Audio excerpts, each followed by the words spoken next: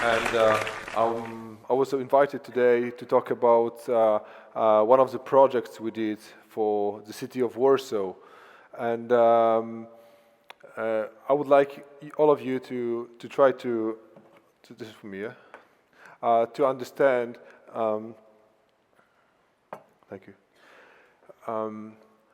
Why would we ever consider an idea platform for the city? I mean, we have been doing a number of projects related to idea platforms, what is crucial for us was to try to imagine what are the benefits, what do we want to solve, what can we expect, and why and how we want people to get engaged in a platform run by the city, because the city was who asked us actually to do it. So first of all, I wanted to ask all of you here, how many of you have kids? How many of you have kids under 7 years old? Okay, great, thank you. Remember, how was it when you were 6 years old? How many ideas you had? How many answers for one question you had? How many interpretations you were having for one single idea? Basically, each of us had lots of them, and this was before we were told that there is a right idea. A good idea is an idea that you need to come up with an answer that was programmed before, and this is the right idea. So I wanted to show you a quick study that was done by and described by Sir Ken Robinson, and he was and he's talking about diverse thinking, which is not the same as creativity. Creativity is having an original idea that have some value. Diverse thinking is about having, it's about the capacity of having lots of ideas, lots of possible answers to one single question. And they did a test on 1,500 people, and when you score up or a certain level, you were you were treated as somebody who was a genius in diverse thinking. So how many of you believe, and the group was kindergarten kids between 3 and 5, how many of you believe that there was was the percentages of geniuses, of genius level kids within that group? What do you think? How many? What was the percentage of kids with genius level? 2%. How many?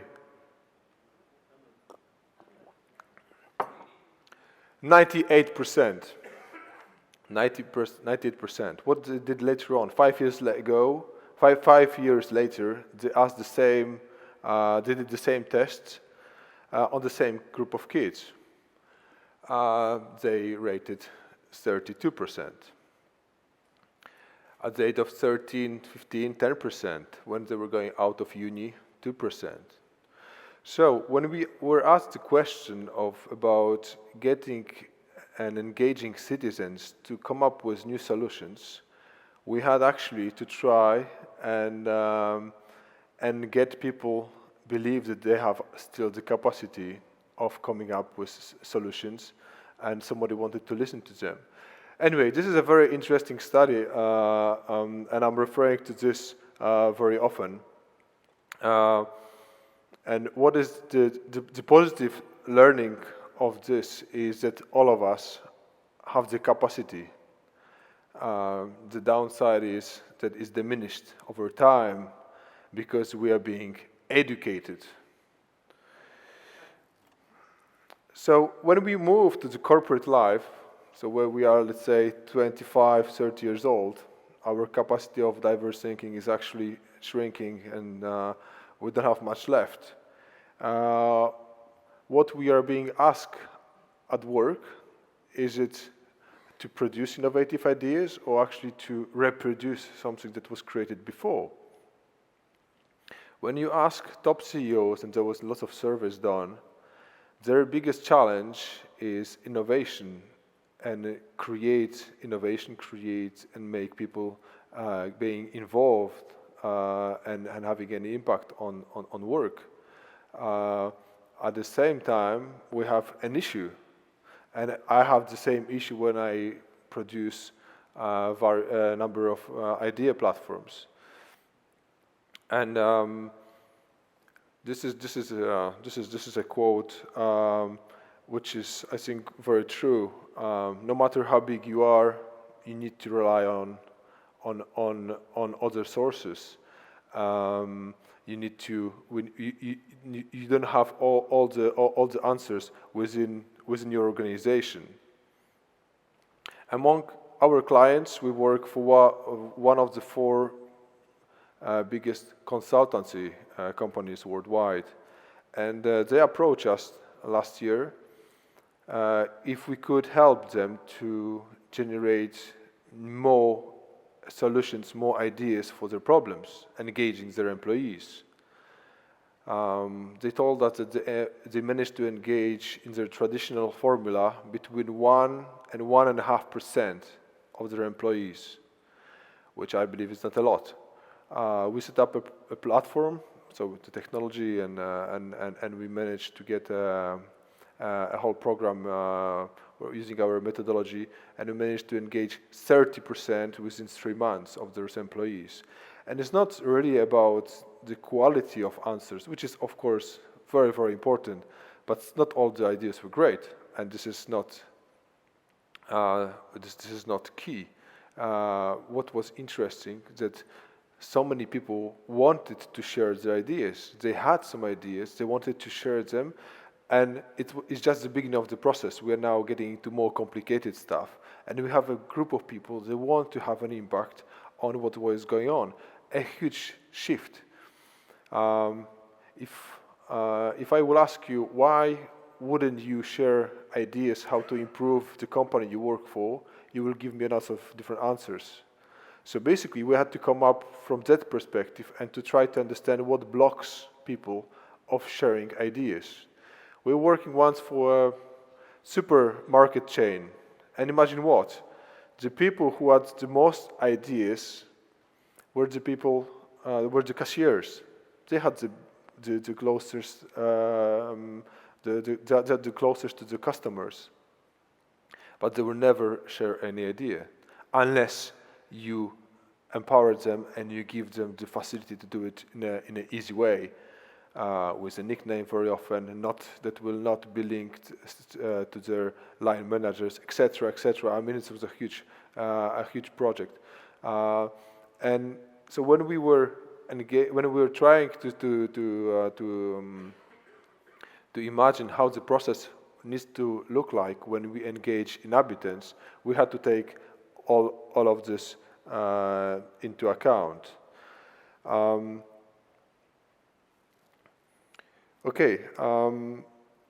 We were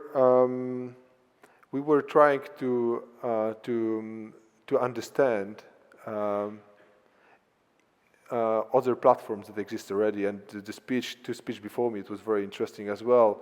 When you have initiatives where you set up a platform, we try to get people in, they will come up with ideas, and then you will try to get and get it accepted by the city authorities. We were in a different position because we were asked by the city to produce a platform and to get people on it and answer a number of questions and support the city in such a way.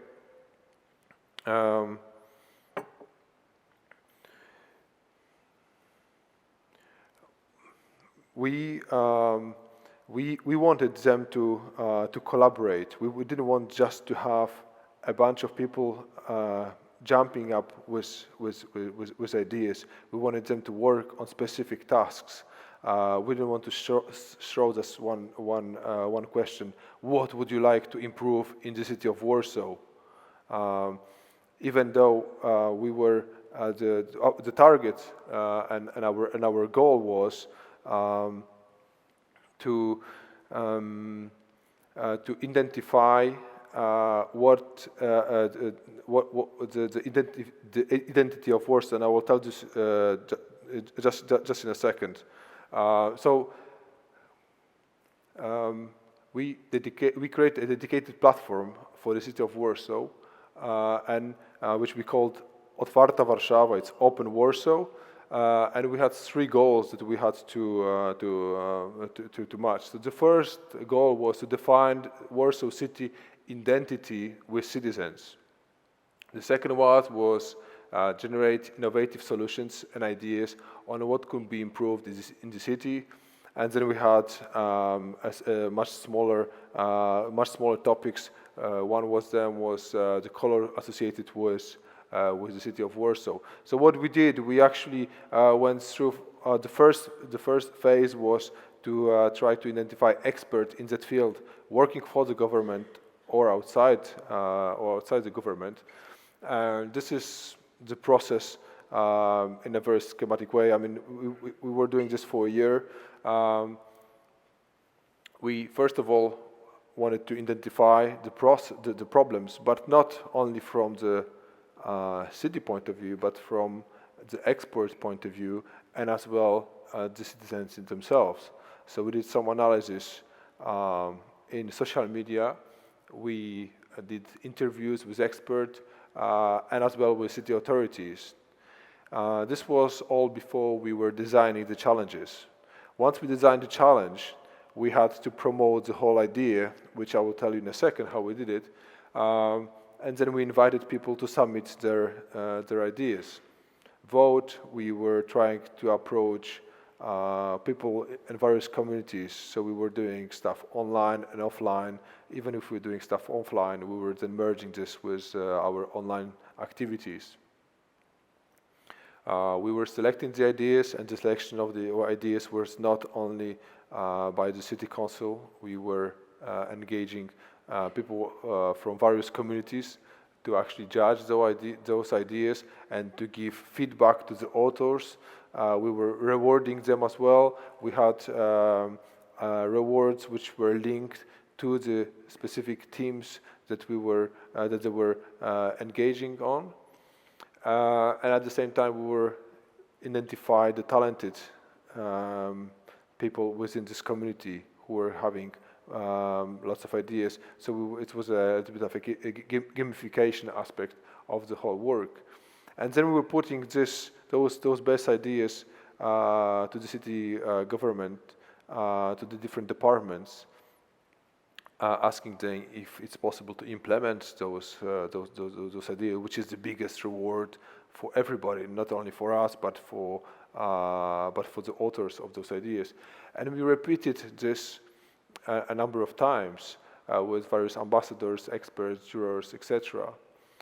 Out of the whole process, we had to do some analysis. We were supposed to, going back to the goal, which was a traditional goal in a way, because we had to come up with a report. We had lots of data, and actually it was a huge job to analyze data. We had to we modified our traditional methodology because of the amount of data we were receiving. We had to categorize it, and we're doing a number of analyses based on the geography, based on the answers, based on who was answered to which question and what sort of answers they were having. So the whole report was about 500 pages long. It was a huge report, comparing as well the report that that the city received based on the traditional model. From the citizens' point of view, the platform was very, very easy and very straightforward. You create an account, you submit your idea, you discuss it with others, and you win some awards. The biggest award is that your idea will be implemented. As mentioned the previous slide, today we have about 50 ideas that are being implemented in the city. Some of them are very complex, some of them are very, very basic. So we had a number of teams that we were asking. We were talking about transport, we were talking about culture, we were talking about parks, we were talking about various aspects, asking citizens not about the strategic side, because we're not trying to treat citizens as experts in that field, but as people who are using, let's say, the public transport every day, and we were asking the questions like, so how would you change your daily journey to work? What sort of improvements you might have? And very often we were coming up with ideas which are very, very simple, but to implement it, and which we didn't maybe affect hundreds of thousands of people, but it could affect, let's say, a few hundred or a few thousand people, which was the biggest effect for us. So those are just a few answers that we were having. There was a gamification game that was created by one of the users, which was fascinating to engage kids and to make them use public transport or bikes when the weather was good. There was a huge topic about drinking water, drinking tap water, and it started a wave of comments and of actions within the city. One of the questions was, what about tap water in parks and in public places? There was interesting idea about rent an instrument. So could we have public music instruments rented place, working similar as libraries, etc., etc. This is the way people were submitting their ideas, very often illustrated with pictures from other cities as inspirations. We got over 1,000 ideas during the whole process, and those were the forms of us engaging with the inhabitants. So we were having a number of activities offline to engage seniors and people who might not have access to online or are not willing to share online. A number of workshops, traditional media, of course. We had a number of ambassadors working in various fields. And as time is running up, those are a few benefits that are kind of obvious, and I would like to welcome in a second Michał, who is working for the city, to tell you more about what his beliefs are. But going back to my first point, I think what we managed to achieve is that we managed to get people believe that they might have an impact on the city. They might have an easy place to share the idea, that we are not only consulting with them, do you like this idea or not, but they could actually generate, they can believe that they have the capacity of coming up with really fantastic solutions. And if we have this on the other side, we have the city who is ready to accept those thousands of ideas and to take them into account, then I think we can move the city of Warsaw forward. So now I would like to welcome Michał Kuszewski on stage. He's head of the local incentives department, who was working with us on this project. Yeah, I'm working with Center of Communication with People, so the crowdsourcing is very important for us, the new method of communication with people. We do a lot of consultation, debates, but we also need to use the future things like the platforms to contact with people, to take information from them. We work the most with communities, with small communities, and we try to involve them working with the whole city, so we can co-create something together.